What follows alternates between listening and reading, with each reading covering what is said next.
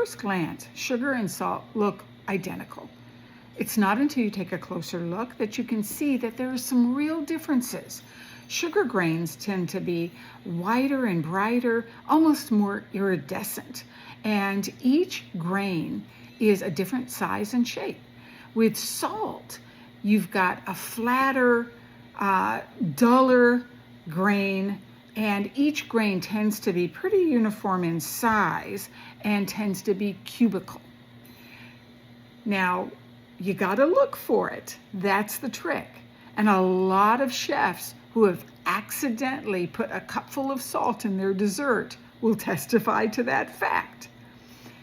I think that it's important also to remember that this principle applies to people as well, because actions can look the same on the surface at first glance, but the meaning that we attach to that is not always there. For example, somebody may be very kind in their actions because they legitimately care about the person that they're doing this kind act for.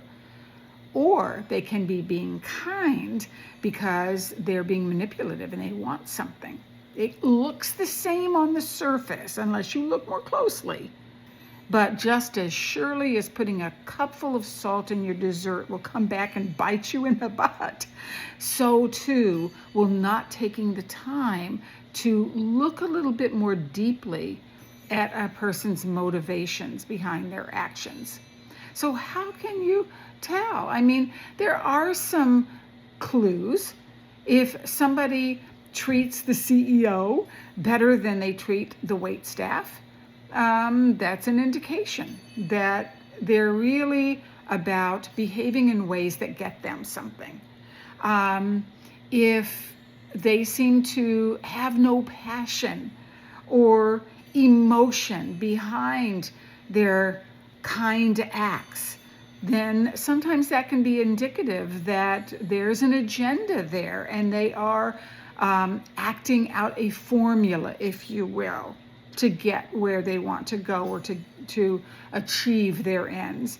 And so it is important to understand that something can look one way at first glance, but that doesn't mean that's the way that it is.